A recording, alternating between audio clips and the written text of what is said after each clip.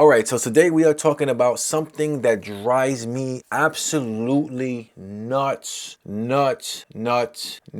more nuts. Bro, calm down. We just started and you're scaring people off. So if you're anything like me, a trauma survivor who was healing on a healing journey and has tried to get help, and when you go, hey, I think I have CPTSD, and they go, CPTSD, you want that on the rocks? And you go, my man, that's not a drink. That's a disorder, a trauma disorder. And they go, oh, okay, you have PTSD. And you go, no, I don't have PTSD. I have CPTSD, complex post-traumatic stress disorder, not post-traumatic stress disorder. So you probably heard of PTSD without me actually having to break down the acronym and say post-traumatic stress disorder, because PTSD is the more known version of that trauma disorder. And they like to say that CPTSD and PTSD are kind of like cousins, but they're very different. You might be saying, Joe, what the hell the video is about? Just get to the point. So the point is, PTSD is much more known, and CPTSD, when you say that, you look like a freaking unicorn and people don't know what the hell you're saying. They go, CPTSD, you mean PTSD, right? Well, the thing is, PTSD is in the DSM-5. The DSM-5 is essentially the therapist's Bible. This is what psychiatrists, mental health providers all look at in order to see if we can actually charge this disorder to insurance, and what are the requirements and the criteria to actually meet this diagnostic criteria. So to put it short, if it's in the DSM-5, which PTSD is in the DSM-5,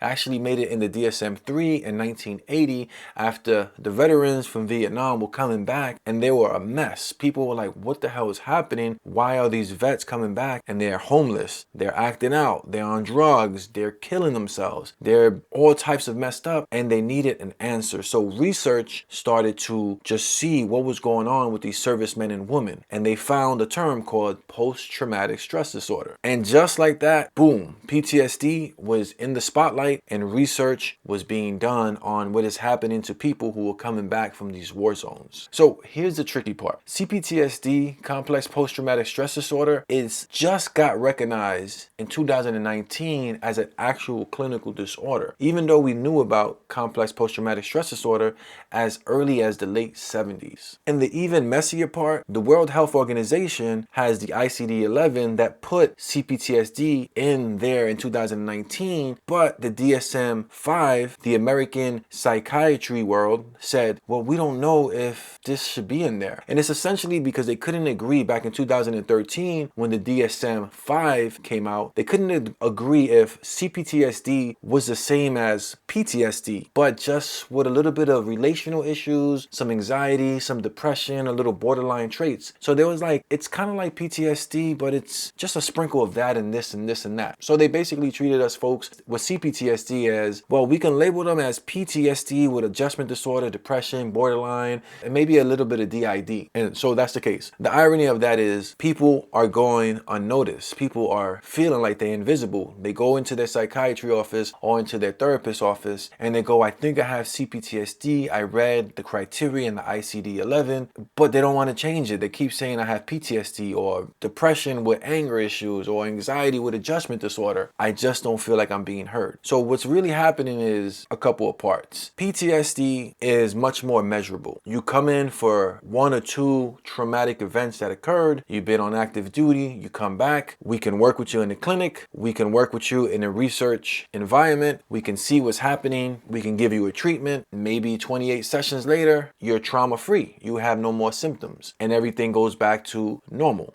And that's, from an insurance side and a billable side, very easy to document. No longer meets medical necessity. You're paid out. You move on to the next person. Sadly enough though, folks who have dealt with complex post-traumatic stress disorder from childhood, abuse, neglect, well, we have to deal with all these complex trauma issues. It's not as easy to research folks who have nervous system dysregulation issues, where their brain is literally running in a whole different mode than it was designed to do. So it's not as easy as trying to work with acute trauma. Complex trauma takes much longer time to actually work and see results. And many times, because of the nature of CPTSD, survivors sometimes drop out of any research or long-term therapy because it's a really hard thing to try to rewire your brain. It's not impossible, it's just harder and it's less measurable within 30 sessions. And the sad reality is, this is not a competition or to take away folks who have to deal with PTSD, most popularly known known as servicemen and women who are coming back from these war zones. This is not a competition trying to talk bad about those folks, but the reality of it is psychiatry, if they admit that regular people who haven't been in active war zones are suffering because their caregivers, their providers, their moms, their dads were abusing them, then they have to say, you know what, there's millions of people, regular people walking around with CPTSD. And if you look at it from a logical perspective, that's a much messier way to deal with that disorder, as opposed to saying, well, it's, of course people are going to come back traumatized when they experience something traumatic like a war or a car accident or robbery one time. We can treat that. With complex trauma, it's much harder to treat. But enough of my doom and gloom. Let's talk about the positives. The positive is that the ICD-11 is now recognizing that this is a real thing. Me as a kid, I got beat up by a crackheaded mom, a crackheaded father, an abusive grandmother, homeless, group home. Like, how do you not develop complex trauma over that? It's a real thing. And so you have to address the fact that kids like me, many of them didn't make it out. They're in jail. They're homeless. They took their own lives. They have all types of mental health issues. They're on drugs. I'm a rare breed that broke the statistic, but people like me do exist. And people with complex post-traumatic stress disorder are being treated like they don't exist. But again, we're talking about the good news and not about the doom and gloom. Because ICD-11 is recognizing it and the world is catching up, research is being done. Therapists are now naming it. Psychiatry, even in America, is saying, you know what? We don't have this in the DSM-5, but you have CPTSD. That's just classic CPTSD. That's not PTSD.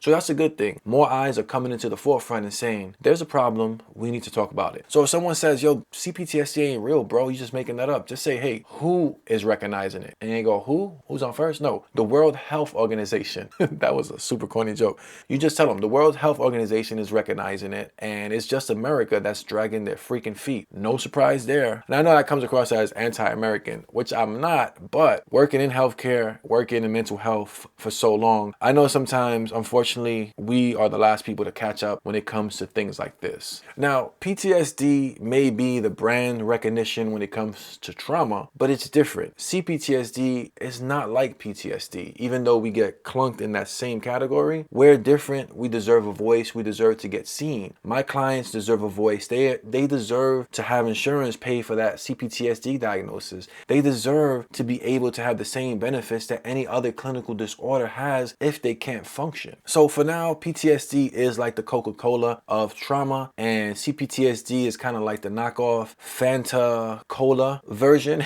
But it doesn't mean that it doesn't deserve to have more research, more popularity, and be seen, because people do suffer from it. Anyway, guys, I appreciate you guys watching. Leave that like, leave that subscription, and like always, I will catch you next time.